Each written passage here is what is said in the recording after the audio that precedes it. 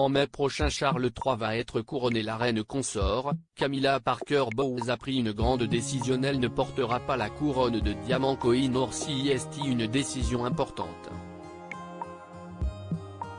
Camilla Parker Bowles a décidé de ne pas porter la couronne de diamant Koh-i-Noor pour le couronnement de son époux, Charles III. En effet, ce diadème est la source d'un conflit avec l'Inde, qui revendique sa propriété. Le palais de Buckingham a confirmé que la reine consort porterait la couronne de la reine Marie lors du couronnement en mai. Il a été commandé et porté par l'épouse du roi George V pour son couronnement en 1911. C'est la première fois depuis le XVIIIe siècle qu'une couronne sera réutilisée pour le couronnement d'un époux. Le palais a déclaré que le choix du Queen Mary était dans l'intérêt de la durabilité et de l'efficacité. Il contenait à l'origine le Koh-i-Noor.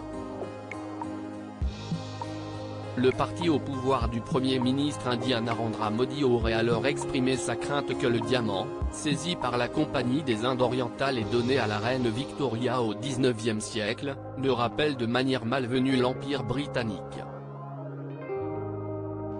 Nigel Fletcher, professeur de politique et d'histoire contemporaine au King's College de Londres, a déclaré « CIST une solution intelligente au problème du diamant Koh-i-Noor qui évite l'inévitable controverse qui entoure cette pierre ». La couronne de la discorde. En effet, porter cette couronne lors de cet événement majeur aurait été très mal perçu.